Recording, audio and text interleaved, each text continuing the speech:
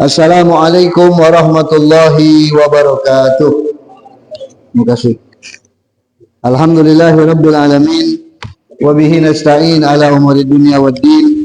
Wassalatu wassalamu ala asyrafil anbiya wal mursalin sayyidina wa maulana Muhammadin sallallahu alaihi wasallam imami ghuril muhajjalin wa habibi rabbil alamin wa ala alihi wa sahbihi ajma'in. Qalu subhanaka la ilma lana illa ma 'allamtana innaka antal alimul hakim. Rabbi shrah li sadri wa yassir li amri wa hlul 'uqdatam min lisani yafqahu qawli. Amma ba'du. Ma'asyiral hadirin wal hadirat, mustami'in mustami'at, mukminin mukminat, wabil khusus segenap orang-orang tua kita dan juga segenap jamaah Majelis Taklim Mushallah Nurul Iman yang dirahmati Allah Subhanahu wa taala. Alhamdulillah, kita selalu bersyukur kepada Allah atas nikmat kesempatan yang Allah berikan kepada kita. Walaupun mungkin barangkali dan pastinya sangat banyak peluang-peluang waktu yang kita lepaskan daripada kebaikan, tapi kita selalu memohon kepada Allah Subhanahu wa taala dengan selalu kita memohon ampunan kepada Allah agar Allah taala ampunkan segala kekurangan kita, segala kelemahan kita, dan mudah-mudahan Allah bukakan pintu rahmat dan hidayah untuk kita semua sehingga kita selalu kembali kepada jalan yang diridhai oleh Allah Subhanahu wa taala, dan mudah-mudahan kita akan mendapatkan kebahagiaan baik di dunia maupun di akhirat. Amin ya rabbal alamin. Ma'asyiral hadirin wal hadirat rahimani wa rahimakumullah. Insyaallah kita akan kembali menyambung daripada pembahasan kitab Nasihat Diniyah wal Wasaya al Imaniyah, dan masih sedikit kita berbicara di penghujung bab tentang berbakti kepada kedua orang tua. Wa'lam anna birral walidati ad'afun birral walid. Ketahuilah bahwasanya berbakti kepada ibu itu melebihi daripada berbakti kepada bapa. Artinya berbuat baik terhadap ibu itu lebih banyak kita lakukan ketimbang kita berbuat baik terhadap bapa. Sebagaimana yang diriwayatkan oleh hadis Rasul sallallahu alaihi wasallam. Kenapa sebabnya? Kena sebab itu diukur kena ibu itu capek waktu hamil. Ni pasti sebab waktu hamil merasa capek, merasa letih. Kemudian waktu melahirkan cak itu juga paduannya nyawa. Makanya kalau rasa hamil itu, rasa melahirkan itu ditunjukkan kepada laki-laki, dirasakan kepada laki-laki, maka dikatakan oleh ulama cukup sekali anak lagi sudah. Anak lagi jaga langsung saking sakitnya ngelahirkan tadi. Nah makanya dari situlah kecapean ketika ngelahirkan, ketika nanggung beban waktu hamil besar itu, meging sini saya, meging sana saya, tidurnya kan belum lagi gawaan budak ni ajang kedai perut, belum lagi ini, belum lagi itu, macam-macam. Akhirnya sudah lahir ke, belum nyusui pula, belum nak didik anak pula. Makanya dikatakan oleh ulama itu al-ummu madrasatul ula. Ibu itu guru pertama seorang anak. Ibu, sebab dia biasanya ibu itu kan sering bersama anak ketimbang bapak. Kalau bapak ini kan kebanyakan duit metu kan, ngurusi rumah tangga dan lain sebagainya. Maka dari sinilah, oleh sebab itulah kasih sayang ibu, memperhatikan kepada ibu itu lebih besar daripada memperhatikan daripada bapak. Nah ini Rasulullah SAW pernah bersabda ketika ditanya oleh seorang laki-laki, man ahaqqun nas bi husni suhbati, siapa manusia yang paling aku akrabi dan aku dekati? Maka Rasulullah menjawab, atau artinya laki-laki ini bertanya kepada Nabi Muhammad SAW, untuk aku berbakti dengan dia, untuk aku nyayangi dia, siapalah? Maka Nabi menjawab, ummuka, ibumu. Bertanya lagi, siapa lagi? Ummuka, ibumu. Bertanya lagi, siapa lagi? Ummuka, ibumu. Bukan berarti ibu 3 ekor, bukan. Ibu ni sikok, tetapi maksudnya tu untuk taukidnya baik, untuk meyakinkan tafsir gini, oh 3 ekor berarti ibu tu kayak ngajari anak pula nak sampai ke sama 3 ibu, bukan itu maksudnya. Ummuka tu untuk taukid, untuk menguatkan. Siapa lagi? Ibumu. Siapa lagi? Ibumu. Siapa lagi? Ibumu. Sampai ke 3 kali, kemudian baru abuka, baru ayahmu. Ya sebenarnya kalau di dalam berbakti itu sama baik. Cuman kebanyakan ibu itu lebih memperhatikan anak ketimbang bapak. Makanya kan pernah dikatakan kasih sayang bapak itu akan dirasakan itu ketika sang anak sudah menjadi bapa. Sang anak sudah menjadi bapa, itu baru dia ngaso mak mana cara jadi bapa. Ngaso jadi bapa. Tapi kalau dia masih belum jadi bapa, dia belum ngaso. Nah, ketika dia sudah jadi bapa, oh masya Allah, berarti sago jadi bapa ini tidak boleh apa-apa. kalau ribut abah sama ibu, kalah pula bapak. Padahal bapak yang ngabkai yang segala macam. Nah ini dari sini kita ingatkan kasih sayang orang tua kita agar kita bisa juga mendapatkan kasih sayang dari anak-anak kita. Itu balasan yang Allah berikan kepada orang yang memperhatikan kedua orang tuanya. Nah, sebagaimana wajib bagi seorang manusia untuk berbakti kepada kedua orang tuanya dalam hidupnya, kita kan dituntut kalau orang tua kita masih hidup kan berbakti dengan mereka berdua. Kadzalika yanbaghi lahu ayyabarrahuma ba'da wafatihima. Begitupun juga wajib hukumnya untuk seorang anak berbakti kepada kedua orang tuanya setelah orang tuanya meninggal. Ketika orang tuanya hidup, seorang anak berbakti dengan orang tuanya wajib hukumnya. Begitupun ketika kedua orang tuanya sudah tak kati lagi di dunia, maka masih wajib bagi anak untuk berbakti kepada kedua orang tuanya.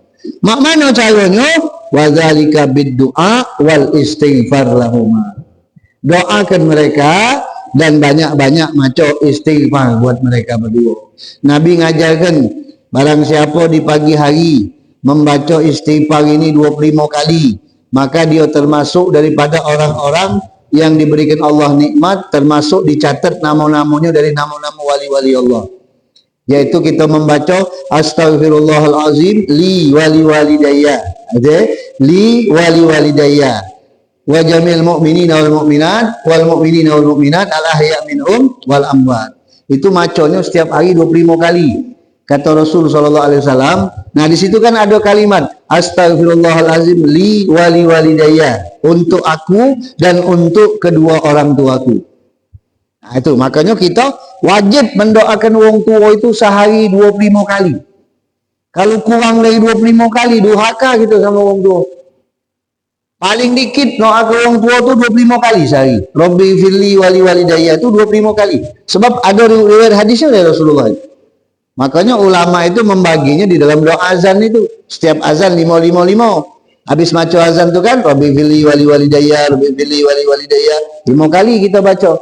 5 kali azan, 25 kali. Nah itu. Kalau kita maca istighfar itu tadi, baca juga kita tambahi.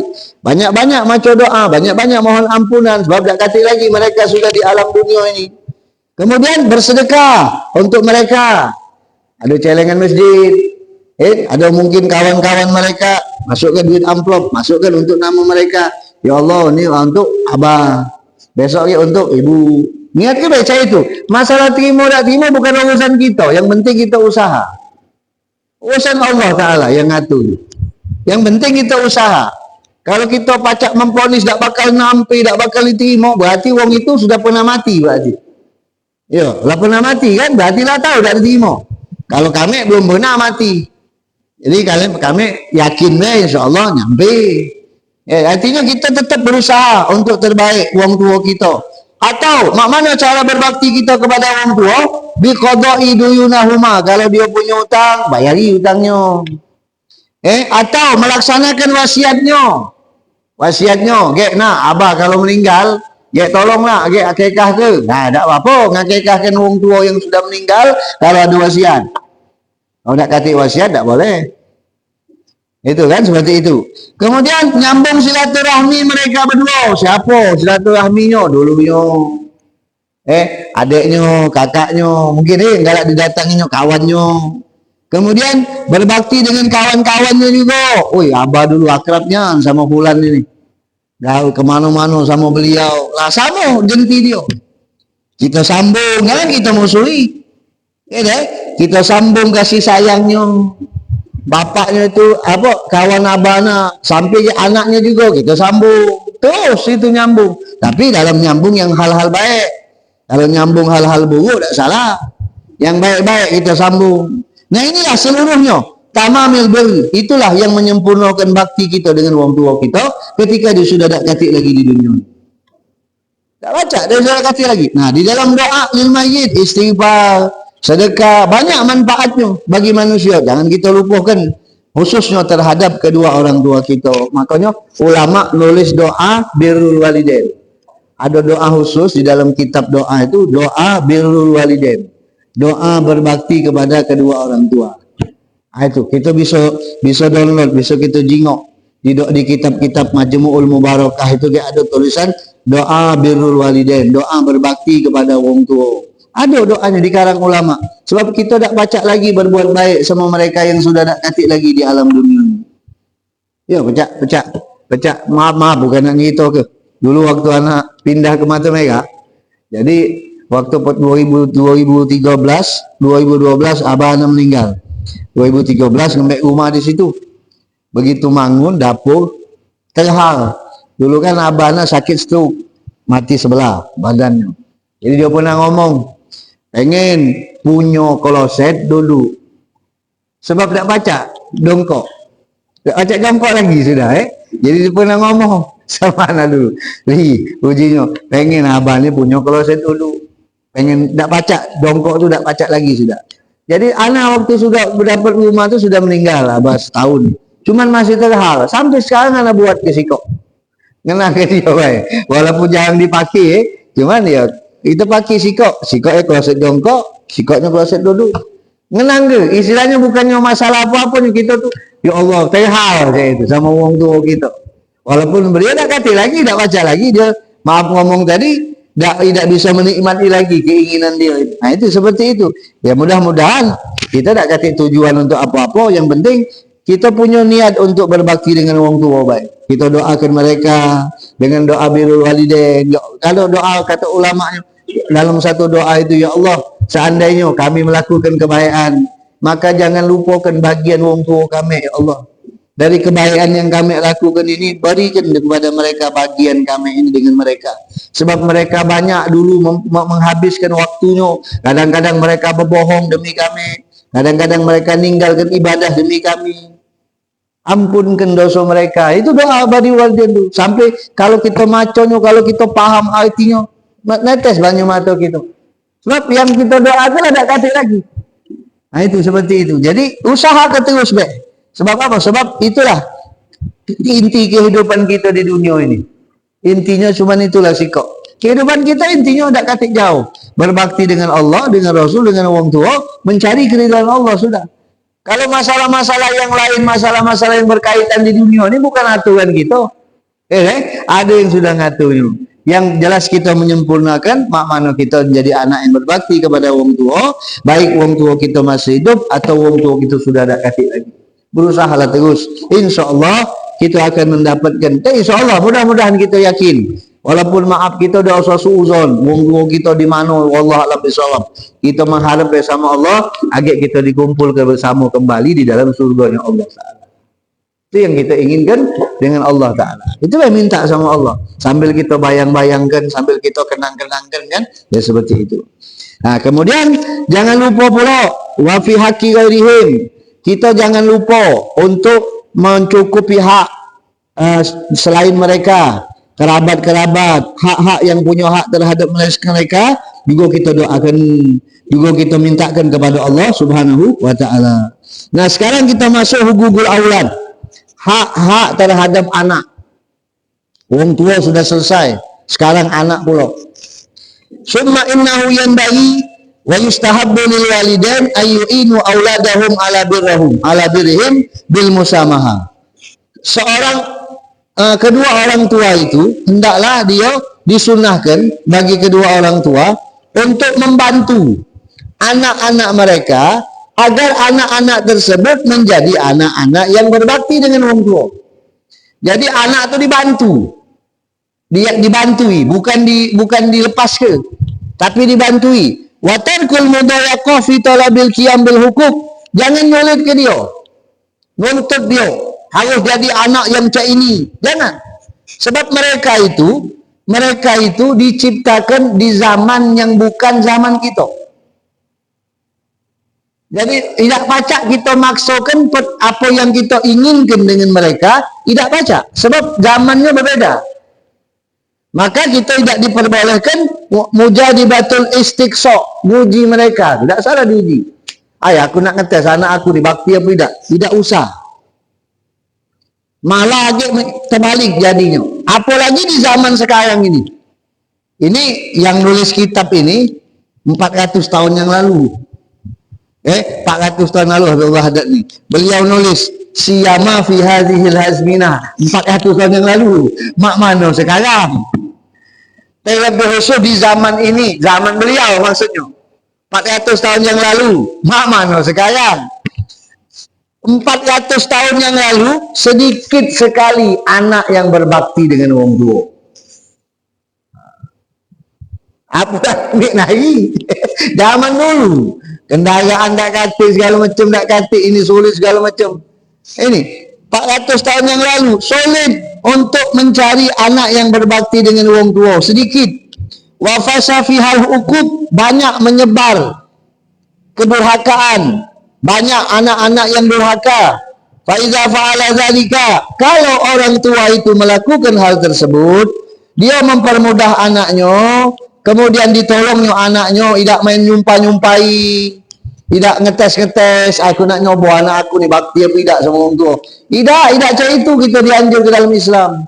Kita bantu mereka. Mak mana mereka itu bakti sama kita. Kita arahkan mereka agar ujung-ujung apa yang terjadi? Mereka selamat. Kemudian mereka akan menjadi bebas dari dosa anak yang durhaka dengan orang tua. Tidak termasuk anak durhaka sama orang tua. Dan tidak mendapatkan murka Allah dunia dan akhirat. Dan anak tadi akan mendapatkan pahala dari Allah Ta'ala, begitu pun orang tuanya. Dia akan mendapatkan pahala yang sempurna. Pahala dari Allah Ta'ala itu khairun wa abqa, lebih abadi dan lebih baik. Apalagi dari anak-anak yang berbakti kepada orang tua. Jadi jangan kita segak-segak anak kita, jangan kita tuntut. Kita begini cara mendidik anak itu, kata Rasulullah, rahimallahu walidan a'ana waladahu ala barihi. Allah akan merahmati seorang ayah yang mana ayah tersebut menolong anaknya agar anaknya berbakti kepada dia. Dibantu. Ada majlis diajak, diarah ke. Bukan ke anak tadi tekak. Nak, abang ngongkon keluarga. Ayo agak dulu. Kau ni kau sumpai kau. Nah, jadi cacing kau. Nah. Agak jadi cacingnya mancing lagi. Tidak kena macam itu. Dengar-dengar marah, dengar-dengar merajuk. Nak ngetes. Tidak boleh seperti itu. Maka kita dianjurkan membantu mereka supaya jadi anak berbakti sama orang tua. Mak mana caranya? Pelajari sifat. Ya kita ni mak apa? Kita ni mondok model anak, mondokkan anak. Anak-anak tak ada jadi ustaz. Tidak pacak kita dijamin anak kita harus jadi kiai juga. Paling tidak kita senang kalau dia tak berbohong ajar sama kita. Kita senang kalau dia tak berbohong sama kita. Kita senang kalau dia nurut kehendak kita. Itu sudah minimal.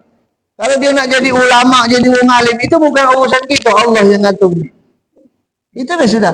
Yang jelas kita berusaha untuk memberikan nilai agama dengan dia, plus untuk dia. Itu yang nomor satu. Kalau kita memberikan hanya masukan-masukan dunia baik, kita ngajar ke dia sekolah tinggi supaya dia berduit, supaya dia berhasil di dunia. Ada suatu saat yang terjadinya terbalik, nak nyala ke siapa kita? Nah seperti itu. Maka kedua orang tua hati-hati, benar-benar memperhatikan. Sikap lagi, jangan pernah mendoakan anaknya menjadi anak yang durhaka. Nah kau durhaka kau kau sumpai anak durhaka, kau masuklah kau neraka. Nah ya Allah, jangan ngomong macam itu. Walaupun dia tu tekak sama kita, walaupun tak nurut sama kita, jangan metukan kalimat seperti itu dari mulut kita. Bahaya. Fa inna zalika yaziduhu dararan wa fasadan wa uqudan. Bukan melepaskan dia, tapi malah menambah bahaya dia, menambah rusak dia, menambah durhaka dia. Nah, ketika sudah dia durhaka, ketika dia sudah rusak, baliknya ke siapa? Baliknya ke siapa? Ke orang tua tadi baliknya. Balik ke kita, itulah kita yang doakan dia buruk, kita itulah yang nanggung bebannya. Nah makanya berfikir, jangan dulu main nyumpai-nyumpai. Orang dulu itu kalau bangunkan anaknya, itu tak pernah dia nyegak-nyegak. Dia kalau bangunkan subuh anaknya, Pakai kalimat la ilaha illallah. Alang kesangonyo bangun. Dipakai kalimat tauhid. Tidak pakai kalimat-kalimat yang nyebut-nyebut ke nama binatang dan lain sebagainya. Itu adab. Adab dengan anak. Anak ini ya mak mano wong tua itulah. Nah, sebab apa? Apalagi bapak. Bapak jangan nian bapak jumpai anak. Sebab doa bapak itu mustajab. Doa wong tua itu mustajab. Kita boleh marah sama anak. Marah tidak apa-apa. Sempat tak marah, gotoi tidak apa-apa. Tapi secara tersembunyi kita jangan jumpai dia. Secara tersembunyi kita doa ke dia yang terbaik. Sebab kata Rasulullah, doaul walid fi zahril ghaib mustajab. Doa seorang ayah ketika anak itu tidak tahu ayahnya mendoakan, itu dikabulkan Allah doa. Kita marah sama dia, kita sebar, kita cubit, tapi di satu sisi kita doakan yang terbaik buat dia. Itu ayah yang bijaksana. Maka dari sinilah kita boleh mendoakan dia dengan doa yang terbaik, tapi jangan pernah mendoakan dia dengan doa yang terbalik. Faqad yasruhullah bi barakati du'ahi. Kadang-kadang anak itu yang nakal, tadinya nakal, kita tak tahu rahasia Allah. Mungkin gara-gara doa kita yang ikhlas, dia jadi barokah, dia jadi baik. Tetap doakan yang terbaik walaupun nyakitkan hati kita. Jangan dendam sama dia, biarlah doakan yang terbaik. Sebab bagaimanapun juga darah daging kita yang nyadi ke dia syai'atnya. Fayaudu barran fayantafi'ul walid bidari. Kita sekarang dia durhaka sama kita, belum tahu tahun depan 2 tahun lagi dia menjadi anak yang paling berbakti dengan kita. Kita tidak tahu. Itu rahasia Allah. Sebab apa? Mungkin akibat doa kita. Waktu sujud kita nangis, ya Allah berikan hidayah anakku ini, ya Allah. Gaulnya tak ada benar, berkawan tak ada benar, berikan petunjuk ya Allah. Doa. Sudah lepas ke sama Allah Ta'ala. Adik kalau Allah berikan dia jadi bahagia, dia jadi anak berbakti, maka kita akan menikmati hasilnya. Kalau kita doakan dia tak ada baik, maka dia akan menjadi anak durhaka kepada orang tua. Na'udzubillah min zalik. Nah, yang ditakutkan apa dia? Yang ditakutkan haknya dia belum kita cukupi. Kita nak nuntut hak kita dengan dia, sedangkan kita tak nyukupi hak dia. Anak itu punya hak dengan orang tua. Ya, haknya pertama ngenjuk nama baik. Itu haknya. Kalau kita tak ngenjuk namanya dengan nama yang baik, kalau dia nuntut di akhirat, jangan salah ke dia, salah kita. Ngenjuk nama Aldino. Apa dia Aldino? Alhamdulillah dia nongol. Yo, ngenjuk nama tu nama-nama yang bagus, nama-nama yang terarah, nama-nama dalam syariat. Ini nama tak ngerti arti. Kita nanya sama orang tukang nama lagi tak tahu nama arti. Nah itu bahasa Arab. Tapi pada ditanya tak ngerti bahasa Arab artinya tak beliau. Nah itu. Jadi itu hak orang tua. Sudah tu ngajari dia ngaji. Ngajari dia ngaji itu hak bapak itu sama anak. Kalau kita tak ngajari dia ngaji, tak ngajari dia maco, itu kayak dia nuntut di akhirat. Mama kita makanya Rasulullah ngajarkan nuntut ilmu dari lahir sampai mati itu.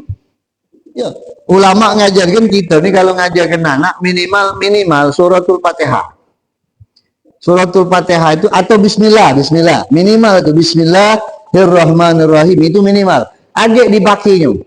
Ketika dia make itu jadi amal jariah kita sampai mati. Jangan kita tak ngajari dia. Itu kedua. Yang ketiga, menikah ke dia setelah dia balik. Itu kewajiban orang tua. Haknya dia. Hak anak terhadap orang tua. Nah itu seperti itu. Ya kalau umpama dia usi dan segala macam. Makanya kita doakan yang terbaik mereka. Nah, dari situlah. Itu kan anak pernah cerita dulu. Di zaman Sayyidina Umar itu kan ada seorang anak yang yang bapak yang ngadu kepada Sayyidina Umar. Bahwasanya anaknya durhaka kepada wong tua. Kemudian Sayyidina Umar marah, dipanggillah anak ini tadi. Ditanyalah oleh Sayyidina Umar, kau ni durhaka sama bapak kau kata anaknya, wahai Amirul Mukminin, apakah seorang anak punya hak dengan bapak? Oh iya kata Sayyidina Umar. Apa dia haknya wahai Amirul Mukminin? Pertama ngenjuk nama bagus. Kedua milihkan ibu yang baik. Itu haknya. Milihkan ibu yang baik. Yang ketiga mengajarkan dia bacaan. haknya. Kemudian yang ketiga apa namanya, mengajarkan dia belajar baca-baca atau belajar membaca, belajar Al-Quran dan lain sebagainya. Nah kata anaknya, tiga-tiga hak itu dan cukupnya dengan aku. Nama aku Hunpas. Hunpas itu kalau bahasa Arabnya umang-umang kelapo. Tahu tak umang-umang kelapo? Ada yang besar itu. Nah itu bahasa Arabnya. Aku dinjak nama oleh bapak aku itu. Yang kedua, ibu aku Majusi. Ibu aku penyembah api. Kawin basing deh bapak aku nih. Tidak milih-milih lagi kawin. Nah itulah akhirnya jadi aku. Yang ketiga, mana pacar aku maco tulis? Mana pacar aku maco Quran? Tidak pernah dia ngajari aku. Begitu Sayyidina Umar ngomong anak dia itu, langsung abang kayak Sayyidina Umar.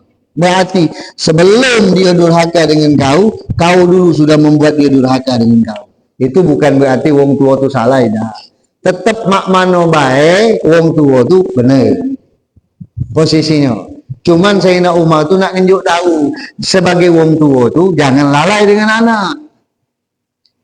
Sebab kita juga akan dipertanggungjawab dengan anak sama istri di akhirat aja. Itu maksudnya. Sekarang di dunia kita lepas dari hukum, tapi di akhirat kita tidak pacak lepas. Di dunia kita pacak nyawi, anak kita nyawi, bapak kita pacak kita jauhi, umak kita jauhi pacak kalau kita tidak demen. Tapi kalau di akhirat mana pacak kita nak pacak lagi sudah. Ditemukan langsung di hadapan Allah Ta'ala. Nah disinilah makanya cukupi mana hak seorang anak ayah terhadap anaknya. Ya pertama yang paling utama mendidik dengan adab, dengan akhlak yang baik, mengarahkan mereka kepada hidayah, kepada akhlak yang terpuji. Kalau kita nyontohkan anak, kita contohkan dulu. Kalau salaman dengan wong tua cak ini, budak menai salaman pakai kening nyium. Budak menai salaman pakai pipi nyium. Padahal kita orang tua mesti kita marahi, jangan kita diam ke. Kau tu nyium, jangan pakai kening. Mana ada nyium pakai kening, nyium itu pakai hidung. Yang namanya nyium pakai hidung. Gak usah kenuang, kacau sama anjing situ. Anjing itu kalau nyium pakai hidung, pakai kening, pakai hidung. Jadi adab salaman itu pakai hidung nyium. Nah, sudah tuh kalau sama orang tua ajai dia salaman bolak-balik. Dia ajai akhlak. Dari situ kita ajai. Nah, mulai itu metu kayak dari rumah. Kita ajai. Kita nih kalau orang dulu kalau ngajari anak itu tidak ngajari teori tapi praktek. Diajainya kalau metu dari rumah kaki kiri. Kalau balik kaki kanan. Diajarinya kayak itu. Jadi diajari adab langsung. Itu yang harus diajari bapak ngajari kepada anak itu.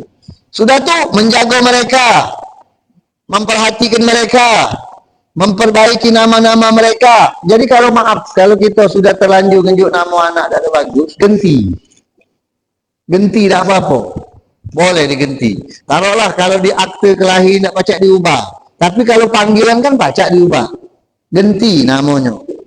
Kemudian wa ayah tara lahumul ummahatal mubarak minal manabit al-hasanah as-salihah, milihkan ibunya, ibu yang penuh dengan berkah supaya bisa menjadi sumber anak yang menjadikan anak yang solehin. Ibu itu pengaruh itu.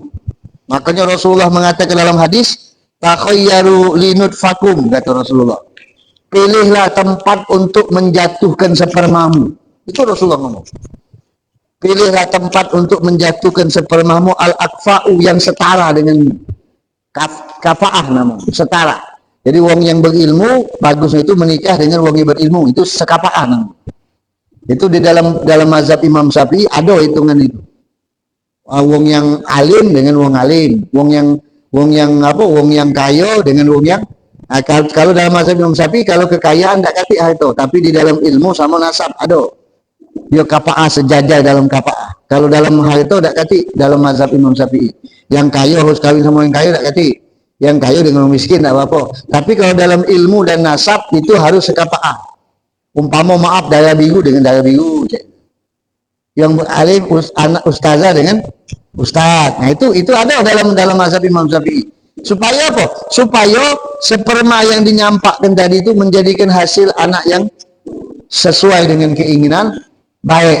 Fa innal araq dasas, kata Rasulullah, karena sesungguhnya ahlak ayah itu akan nurun kepada anak.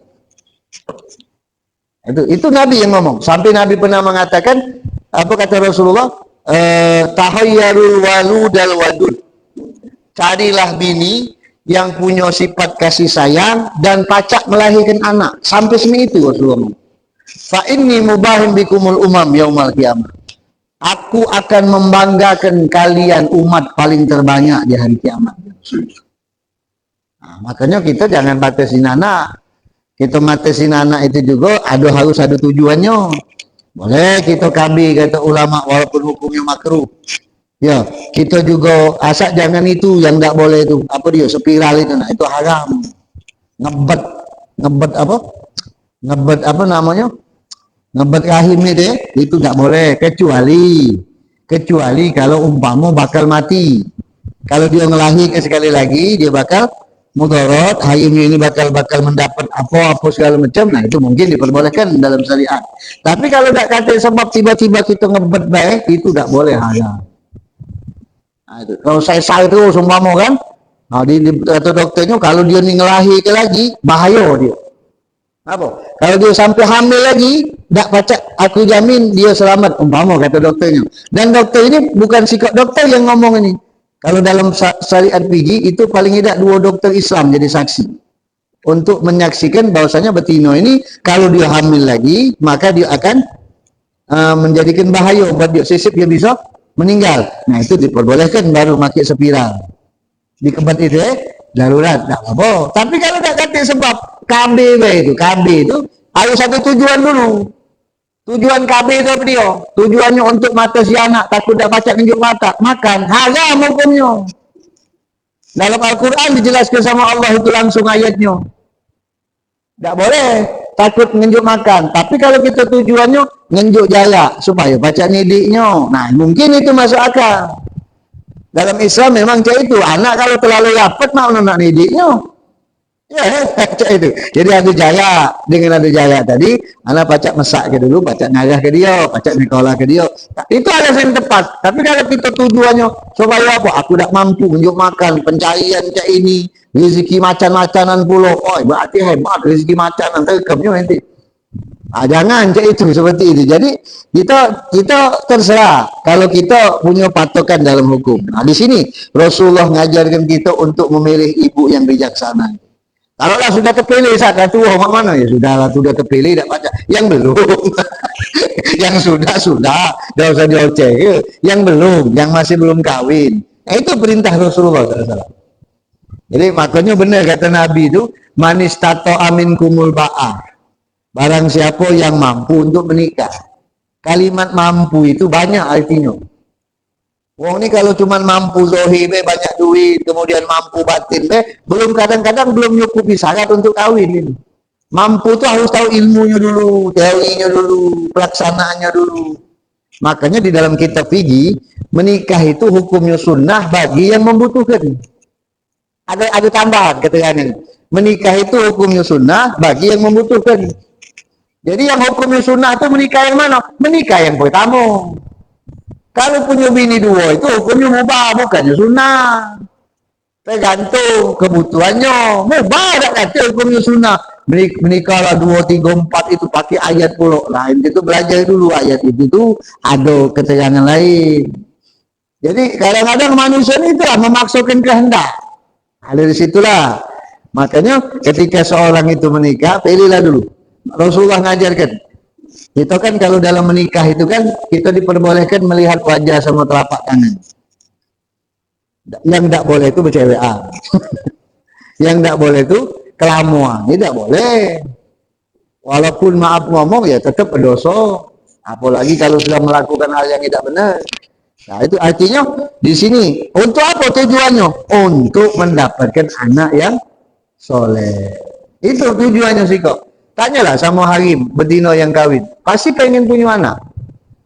Itulah disebut kata ulama, kan kita ini dalam Islam tidak diperbolehkan berangan-angan panjang kan. Tapi kalau angan-angannya seorang ibu pengen punya anak, boleh tak? Boleh. Bagus itu. Aku pengen punya anak yang soleh, yang nurut. Nah itulah tadi kata Rasulullah SAW itu fa'innal arab dasas. Inilah tempat kalian menumpahkan sperma kalian. Kenapa? Karena ahlak ayah itu akan turun kepada anak. Hebat tak Rasulullah ngomong gitu. Kita bukan bicara masalah apa-apa, sebab Rasulullah itu tahu apa yang bakal terjadi di masa depan. Itu kan maksudnya. Nah sudah tuh kalau punya anak berapa kok? Umpama 3, 4 anak kita. Wa alaihi aidan ayusawiya bainahum fil atiyah. Jangan pilih kasih. Jangan pilih kasih. Wa alla yuqaddim ahadan minhum ala ahadin. Ai lemak budak ini nurut sama aku. Biarlah dia 20, kau ni tekak 10 baik. Ini dalam kasih sayang juga diperhatikan. Jangan, tak boleh kita milih kasih. Sebab itu pernah diceritakan di zaman Rasulullah SAW itu ada seorang bapak, kemudian dia datang ke Rasulullah, datanglah anaknya laki-laki, duduk di sebelah pangkuan kanannya di peluknya. Kemudian datanglah anaknya wanita, duduk sebelah kirinya, jadi diangkatnya di kapalnya. Langsung Rasulullah ngomong, adillah kalian kau dengan anakmu. Sebab mereka itu akan kau pertanggungjawabkan di hadapan Allah. Tak boleh kita tak adil pilih kasih. Apalagi kita milih yang ini menurut tabiat atau keinginan kita. Tidak boleh juga. Wa hammu ma tawajjahu 'alal walid, dan yang paling penting terhadap seorang ayah di dalam mencukupi hak anak-anaknya adalah tahsinul adab wa tarbiyah.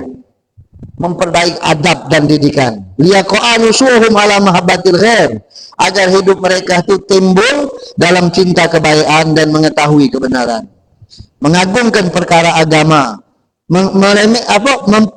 tidak memperbesar perkara dunia. Wa isari umuril akhirah, bahkan anak itu nanti kalau pacak dia terdidik, mak mano caranya lebih mementingkan perkara akhirat. Salat tak tinggal. Wa man farata fi tadibi auladihi, barang siapa orang tua yang lalai di dalam mendidik anak-anaknya, tidak dididik akhlak, tidak dididik pendidikan, hanya diajarkan, ditanamkan di hati mereka mahabbatud dunia. Kau tuh mak mano caranya dapat titel S1, S2, kalau pacak S3, S4 kalau ada jadi. Kalau ada S5 sekalian kayak itu. Apa Samsung S berapa sekarang? Kau tuh harusnya ini, jadilah bapak ni nah, jangan cak bapak hidup salok, kata orang sekampung. Ada kadang-kadang yang ngomong kayak itu. Cukuplah bapak ni yang salok. Kalau kau jangan, kalau kau pacak kau pendidikan tinggi, nyibanglah kau sampai setinggi-tingginya. Tapi urusan dunia, urusan akhirat tak diperhatikannya oleh bapaknya tadi. Umpama contohnya, sudah tu diajarkannya metode-metode dunia, kemudian tidak terlalu memperhatikan agama, tidak pernah diongkonya ke masjid anaknya, tidak pernah diongkonya sholat, dialahkannya begawi, dialahnya duit, terus. Apa yang terjadi? Summa aku pada suatu saat anak itu jadi anak durhaka dengan dia, fala yalumanna ila nafsa. Jangan pernah nyalakan wong kecuali dirinya. Dia yang buat anaknya jadi cak itu. Taulah dia sukses anaknya, berhasil didikan bapak, dapat gelar S3, tapi kesian bapaknya di rumah sama umaknya lah tua bangko, tiap hari mukanya long lamun, anaknya tak pernah natangi wong tu. Salah siapa? Salah anak bapaknya. Mungkin dia nediknya dulu tidak diajarkan agama. Itu termasuk jangan salah itu. Tak pernah merhati ke wong tua, tak pernah ngurusi wong tua. Walaupun dia sibuk ngurusi dunia, karena memang dia bukan bapaknya je itu. Nah, jadi jangan pernah nyalakan anak, jangan. Salah ke diri dewek. Ngapo kita dulu pengen anak kita cek. Sebenarnya kita boleh. Yang paling bagus itu dunia akhirat kita arah ke dia. Wong yang arahkan dia dengan akhirat itu lebih utama ketimbang dengan dunia. Kalau anak itu terarah dengan akhirat, maka dunia itu akan gampang untuk dia dapatkan. Tapi kalau kita arah ke dia dengan dunia, kita pancing dia dengan dunia, maka dia lupa dengan akhirat. Nah, sulit dia dapat ke akhirat itu. Tua bangko nak belajar sholat segala macam kan sulit sudah. Nah, kalau kita ajari dia dari kecil ngaji Quran, kemudian kita ajari dia sholat, nah inilah, maka kita akan menikmati hasilnya. Apalagi kalau anak banyak, tempat anak di dulu itu ada sikok keluarga 14 ikok anak. Jadi wong ngalo di 12 ulu BBC 17 ikok siko umak siko umak jadi wong galo, ada dokter gigi di situ ada di BBC ada dokter gigi anaknya jadi wong galo. Jadi apa? Jadi artinya jangan diarahkan dengan akhirat dulu dari kecil. Adik baru dunia tuh ngejar dia. Ya namanya manusia kan ada akal. Tidak mungkin buntu. Nah kita ini akal kita ini buntu. Kita pikir kalau tidak pegawai makan apa dia. Nah, cuman kita tuh ngeliwat baik. Kita ini jadi kesebab oleh Allah nyadi ke dia. Sama cak wong tua kita. Dibuat sebab oleh Allah jadikan kita. Tapi seluruh apa yang ada pada kita ini sudah ditentukan Allah kalau. Nah, cuman keyakinan kita yang menyebabkan kita berbeda-beda. Keyakinan kita ini lain-lain. Lain-lain. Kalau lain sama, bingung gitu. Lah, abah anak 3, lain-lain, kalau lain sama. Nah, di situlah itu sudah menunjukkan. Jadi artinya kita sebagai orang tua, kita arahkan dia dalam agama. Apalagi kalau sholat itu utamakan. Subuh paling utama itu. Anak sekolah pagi, SD, SMP, SMA, pagi masuk, bangunkan dia sholat subuh. Jangan gitu, dia rahasia, dia nak sholat, nak sekolah, adik terganggu, ngantuk di sekolah. Nah inilah kesalahan kita kata. Malamnya kita udah tidur cepat dia. Ini kesalahan kita fatal. Walaupun dia mudi ke kita, cuman tetap pagi kau harus bangun. Kalau kau tak bangun, awas. Ya, minta cuman sikok behaban. Abang minta sikok. Subuh jangan tinggal. Itu. Kalau waktu subuh, kalau sholat zuhur, itu sudah. Kau bangun subuh. Jadi kau jam 5:30, tahulah kita agak lebih ke waktunya, tapi tetap tidak habis waktu subuh dia sholat. Nah itu seperti itu. Jadi artinya orang tua itu harusnya seperti itu. Kalau kita tidak tunaikan, maka kita akan menjadi orang tua yang merugi, waksarul ubuk, dan kebanyakan kedurhakaan yang tersebar di zaman ini bisa babi taprid fima dzakarna karena kelalaian wong tua. Ya, karena kelalaian wong tua. Itulah wong tua bebaskan anak betul, minta izin Pak aku nak kumakawan, itu lajulah dibebaskan tidak pernah dikontrol. Itu kan anak ya, maaf ngomong budak, namanya budak. Peningok HP-nya Yasin, nengok HP-nya Quran, nengok HP-nya kitab Maulid, nengok HP-nya kitab Al-Zandi, nengok pagilin melang gitu. Apa yang dia buka, mana tahu gitu. Apalagi yang nengok. Kita yang tua bangko ini, lagi terlena dengan HP. Kita tak sepintu dia, lebih pintu dia dari kita main HP. Budi kan gitu. Nah inilah. Nah jadi kita bukannya kita tuh keras sama dia tuh, kemudian kita benci, bukan. Di satu sisi kita arah ke dia, tapi kita tolong, kita bantu dia. Mana caranya dia tadi jadi anak yang berbakti kepada kedua orang tua. Maka dari sinilah kita diberikan Allah untuk berpikir, minta bantuan dengan wong yang paham dalam mendidik anak. Ustaz umpama kan kiai, Ustaz mak mana anak-anak saya ini, mak mana solusi saya ini. Kita minta pendapat sama wong lebih tua lebih baik, apalagi kalau wong itu paham dengan ilmu agama. Ini jadi artinya intinya apa dia? Intinya anak itu ada tuntutan hak dengan bapak. Nah sang bapak jangan melepaskan tuntutan dengan anak. Kalau dilepas apa di antaranya ya kita banyak haknya. Yang paling tidak kita jangan doakan anak kita buruk.